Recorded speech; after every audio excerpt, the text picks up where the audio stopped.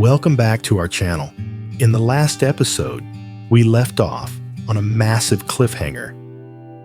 Just as father and son found common ground, just as Mr. Juan bowed his head to apologize and accepted James's love for Diep, the ghosts of the past came crashing in. A threatening text from an old enemy hung over James's head like a death sentence. In today's episode, we won't see the stubborn conservative Mr. Juan anymore. Instead, we'll witness the awakening of an old wolf backed into a corner. He realizes that an apology isn't enough. To make amends, he has to act. He must become a shield, taking every bullet to protect the son he once hurt. How brutal will Mr. Juan's lonely war to clean up the past become? Can he eliminate the dangers before they touch James again? Before we dive into these breathless twists, please hit that like button to cheer on Mr. Juan's transformation. And don't forget to subscribe so you don't miss a beat. Your support keeps this story going. Mr. Juan gripped the phone so hard his knuckles turned white. But his face, with the composure of a man who's survived decades in the business world, quickly regained a terrifying calmness. He turned off the screen and shoved the phone into his inside pocket, close to a heart that was racing with fear. He looked up at James. His son lay there weak, but his smile was brighter than ever as he held Diep's hand. That image was a double-edged sword. It soothed his regret, but it also deepened his fear. If the enemy knew James was this happy, they would want to destroy it even more brutally. "Dad." James called out softly, seeing Mr. Juan standing silent for too long. "Are you busy?" Mr. Juan started rushing to the bedside. He forced a smile, though his eyes were still shadowed. "No, I'm not busy. I was just thinking." He placed a hand on James's shoulder, feeling the warmth of life still there. "You just rest. The doctor said you need absolute quiet. As for the debt's work or any trouble outside, from this moment on, let me handle it." James opened his mouth to protest, but Mr. Juan raised a hand to stop him. His voice dropped low. It wasn't a command anymore. It was the plea of a father trying to make amends. "Don't refuse, James. Give me a chance. I know the damage I caused you can't be erased overnight. I don't expect you to forgive me immediately. I'll wait. I'll prove it with actions, not empty words. The only thing you need to do is get better. Okay?" James looked deep into his father's eyes. For the first time, he saw such naked sincerity in eyes that were usually calculating. He nodded slightly. Mr. Juan turned to Diep. The tiny girl was still gripping James's hand, like she was afraid someone would steal him away. His look had changed completely. No more disdain, no more scrutiny. Just gratitude and a bit of respect. "Diep," he said, his voice much gentler. "I'm entrusting James to you. You are his best medicine right now. I approve of the two of you, not because I pity him, but because I realize only you can protect his heart." Tears welled up in Diep's eyes as she bowed her head. "Thank you, Uncle. I will take good care of him." "Good." Mr. Juan nodded, then turned and walked quickly to the door. "I have to go take care of something. Hung, come with me." The moment the door clicked shut, the smile vanished from Mr. Juan's face. It was replaced by a steely cold and murderous look. Hung noticed the shift immediately. He hurried after his father down the empty hospital corridor. "Dad, what's wrong? Did you get news?" Mr. Juan didn't answer right away. He walked straight to the end of the hall, where a window overlooked the dark parking lot. He pulled out his phone, opened the photo of the accident scene and the threatening text, and showed Hung. Hung looked at the screen, eyes wide with horror. "Is this John? He dares to—" "It wasn't an accident." Mr. Hohn's voice rang out cold as ice. That scaffolding had its key bolts loosened. James fell because someone wanted him to fall. And that person wants him dead. We have to call the police. Hung started to pull out his phone. "No." Mr. Hoan snapped quietly, stopping Hung's hand. "Calling the police now will only spook them. You think they're afraid of the cops John has been preparing for this day for 20 years. If we make a scene, they'll change tactics, and next time James won't be so lucky. So what do? Sit and wait to die?" Hung asked, his voice full of helplessness and anger. Mr. Huan turned to look his eldest son in the eye. His eyes were burning. "No one has to die. I was wrong to think money could silence the past. I was wrong to push James away, to protect him when I should have kept him close to watch over him. Now I'm going to fix it." He gripped the window ledge, gritting out every word. "I'm going to clean up this mess. I'm going to tear out this underground root that's clinging to our family. James doesn't need to know about this war. He's suffered enough. Let him think it was a workplace accident. Let him live in the light with Diep. As for the darkness, let me handle it." Hung looked at his father. It had been a long time since he'd seen this godfather aura in Mr. Hoan. But this time, it wasn't being used to oppress his children, but to protect his own blood. "I'll help you, Dad," Hung said firmly. "Good." Mr. Hoan nodded. "First task, increase security for James's room. Hire bodyguards, but they must wear plain clothes pretending to be family or orderlies. Do not let James get suspicious. Second task, find me the list of every worker present at the site that day.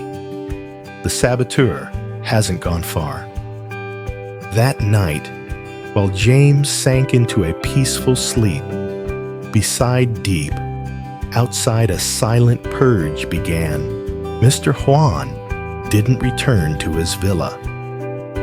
He ordered his driver to take him straight to an old warehouse on the outskirts of the city, a place he used to use to settle scores back in his days of illicit dealings. He sat on an old wooden chair, the sickly yellow light casting shadows over his wrinkled but icy face. Standing before him were two burly men, trusted enforcers from his past, whom he had just recalled to service. "I want to find the person who loosened the scaffolding bolts." Mr. Hoan said, his voice neither high nor low, but cold enough to send shivers down their spines. "Turn this city upside down. Find anyone who recently received a large unexplained sum of money, or anyone with ties to John's gang. Find them and bring them here to me. I want them alive, or I want to see a corpse. Yes, boss." The two men bowed and vanished into the night. Mr. Hoan sat alone. He pulled a family photo from his wallet, taken 20 years ago when James was tiny, sitting innocently in his lap. He gently stroked his son's beaming face in the picture. "In the past, I sold my soul to the devil to buy you wealth." He whispered to the photo. "I thought riches would make you happy. I was wrong. Now, if I have to sell this entire fortune, or even trade this old life to buy you peace, I would do it willingly." He recalled the scene in the rental room that morning. The half-eaten noodles, the tear-stained diary, and the line, "I'd rather eat instant noodles and be myself." Each memory felt like a knife slicing his heart, but it was also the strongest doping. Regret had now transformed into decisive action. He wouldn't forbid his son's love anymore. He would nurture it. Because he understood that Diep was the reason James lived, and protecting James meant protecting Diep. The next morning, at the hospital, James woke up feeling the pain in his chest subside slightly. He turned to see Diep asleep, her head resting on the edge of the bed, her hand still tightly gripping his.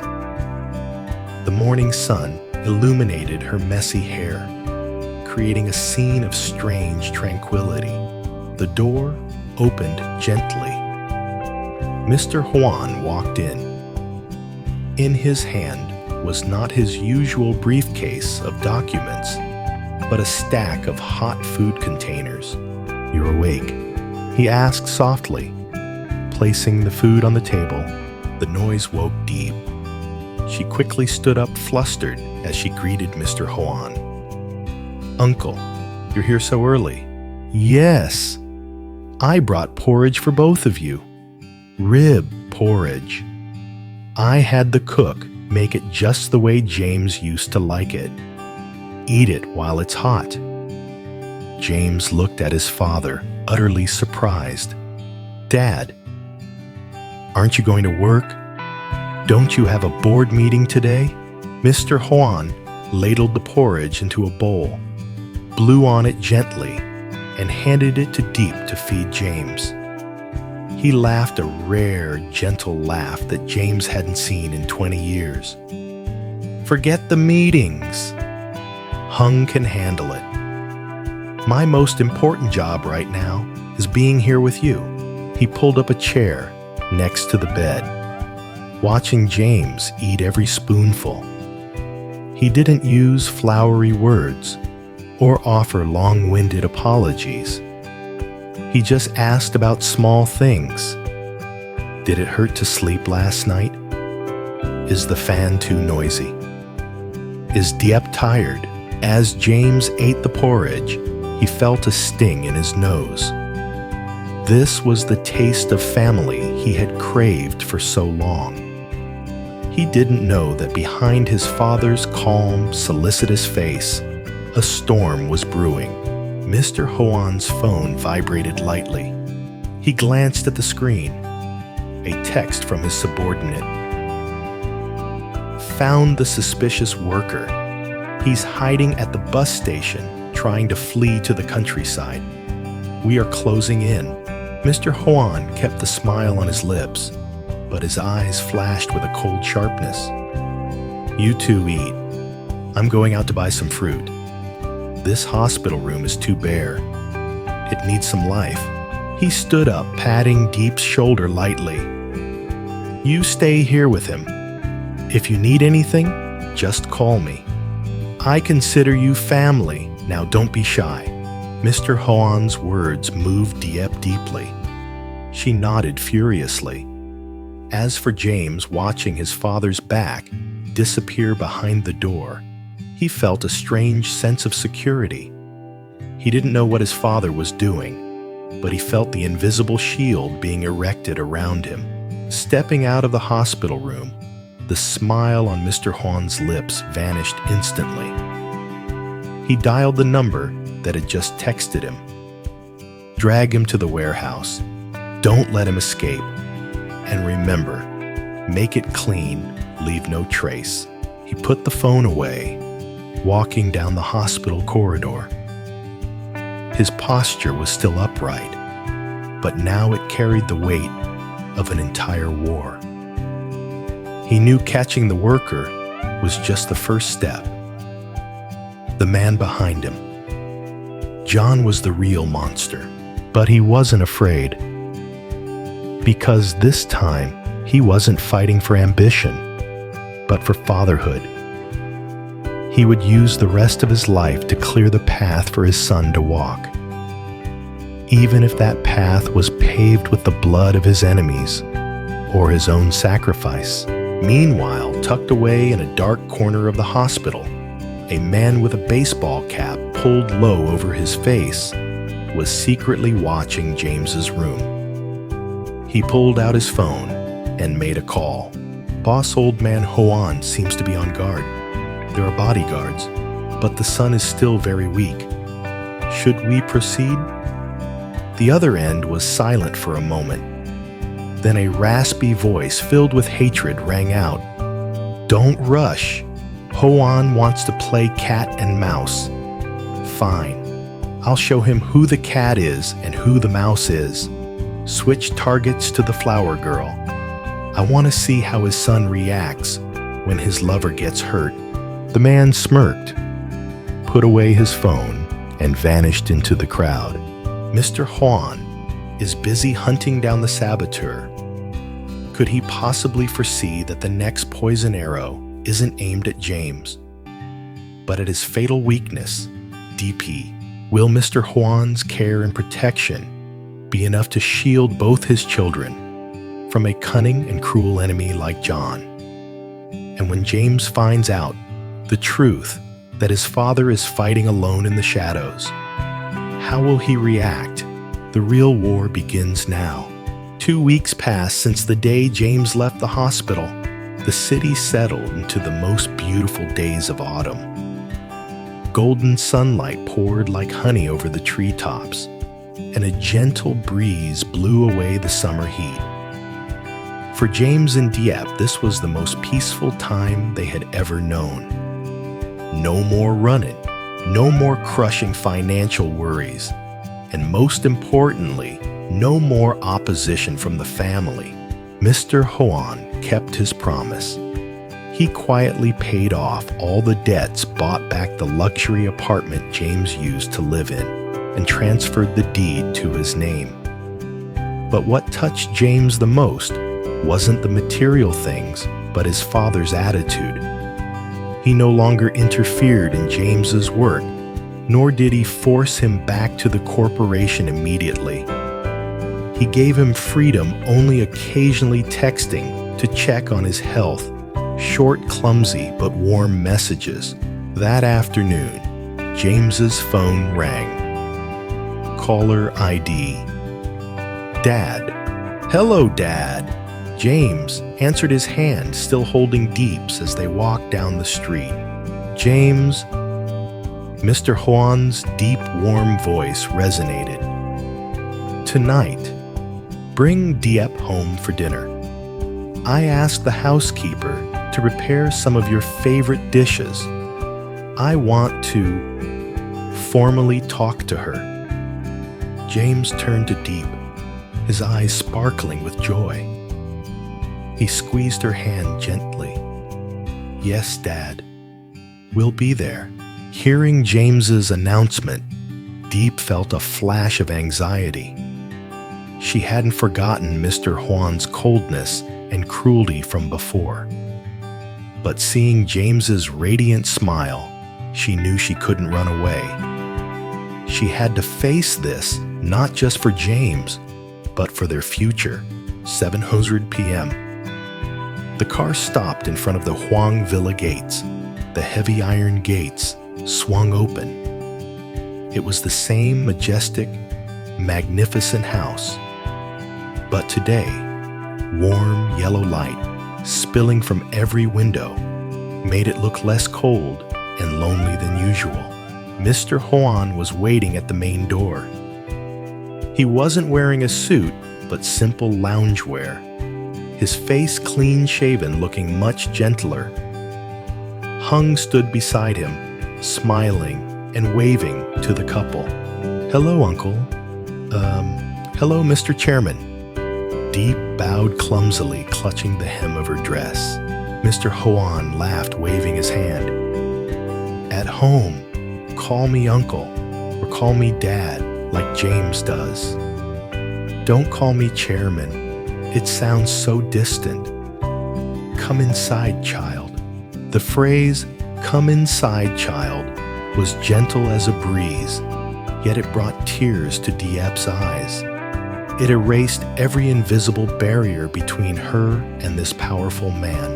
The dinner took place in a surprisingly cozy atmosphere. On the long dining table, there were no strange exotic delicacies, but traditional comfort foods: clay pot, braised fish, crab soup, pickled eggplant. Dishes Mr. Hoan knew James had craved during his days of hardship. Mr. Hoan placed a piece of fish into Diep's bowl. His voice hesitant. "Diep, I apologize for the insulting words I said before and for making things difficult for your flower shop. I was an old-fashioned, stubborn old man. I almost lost my only son because of empty pride. Thank you. Thank you for being forgiving and still choosing to stay by James's side." Diep quickly shook her head, tears threatening to spill. "Please don't say that, Uncle. I understand you only wanted what was best for James. I'm not angry at all." James looked at his father, then at his love. His heart overflowed with happiness. This was the scene he had dreamed of 1,000 times during those cold winter nights in the rental room. Family reunited, love accepted. At the end of the meal, Mr. Hoan stood up, walked to the safe in his study, and took out a red velvet box. He walked over to Diep and opened it. Inside was a deep green jade bracelet, the stone so clear and pure that anyone could tell it was a priceless treasure. "This is James's mother's bracelet," Mr. Hoan said, his voice trembling with emotion. "She once told me when our son finds a wife to give it to his daughter-in-law. Today, I am passing it on to you. Welcome to the family." Diep was stunned, her hands trembling, too afraid to accept it. James smiled, took the bracelet, and slipped it onto her wrist. "Take it. I know my mom would be overjoyed to see you wearing this." The cool jade bracelet encircled Diep's slender wrist, like a seal of belonging, a talisman of protection from the Huang ancestors. The room was filled with laughter and pure happiness. Mr. Hoan looked at his children and breathed a sigh of relief. Perhaps the storm had truly passed, but fate has a cruel sense of humor, often striking its hardest blow right when we let our guard down. Just as everyone was enjoying fruit for dessert, the doorbell rang. The old butler hurried to answer it, returning moments later with a large gift box in his hands, beautifully wrapped in red cellophane. "Sir, a delivery arrived. They said it's a gift to celebrate young Master James's recovery, and a welcome gift for Miss Diep." "A gift?" Mr. Hoan frowned. "Who sent it?" "Sir, there's no sender name. Just a card that reads, 'An old friend.'" The atmosphere in the room dipped slightly. James and Diep exchanged surprised looks. Hung looked suspicious as well. But not wanting to ruin the mood, Mr. Hoan waved it off with a laugh. "Probably just a business partner who heard the news. Set it down, we'll open it later." "Let's open it now, Dad," James said curiously. "Who knows? Maybe it's a surprise from someone special." Indulging his son, Mr. Hoan nodded to the butler. "All right then, let's see what it is." The butler carefully undid the bow and sliced through the wrapping paper. The lid was lifted. The moment the box opened, a pungent odor assaulted everyone's senses. It wasn't perfume, and it wasn't food. It was the smell of gasoline and something burnt. Inside the box, there were no jewels or treasures. Only a pristine white wedding dress, but half of it was scorched and burned. The jagged blackened char marks on the white fabric looked like hideous scars. Resting right in the middle of the ruined dress was a porcelain doll. It was wearing a bridal gown, but its face had been smashed in, and a small knife was plunged into its chest, pinning a note. Diep let out a blood-curdling scream, covering her face and burying herself in James's chest, trembling. Hung bolted upright, rushing forward to shield everyone. The blood drained from Mr. Juan's face. His hand shook as he reached out and pulled the note from the doll's chest.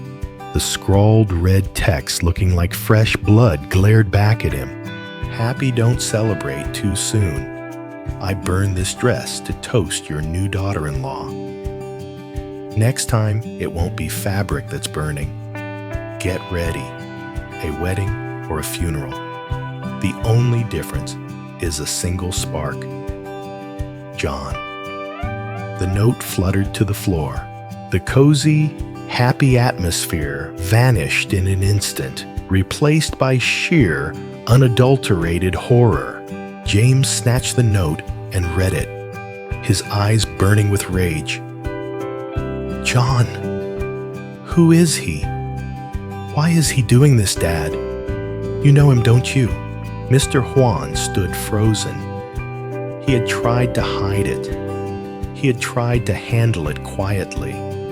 He had beefed up security, but he never expected the enemy to be brazen enough to send a threat right to his doorstep, right in the middle of this reunion dinner. He wasn't just threatening James. He was aiming straight at Diep, the innocent girl who had just put on the family heirloom. The burnt wedding dress was a savage declaration of war. He would turn their happiest day into their most tragic one. Answer me, Dad! James screamed fear, morphing into fury. Who is John? Why is he targeting Diep? Mr. Juan looked at his son, then at Diep, shaking in James's arms. He knew he couldn't hide it anymore. The brutal truth from 20 years ago, the price of the wealth this family enjoyed, had to be exposed. Hey, he. Mr. Juan opened his mouth, his voice rasping like grinding stones.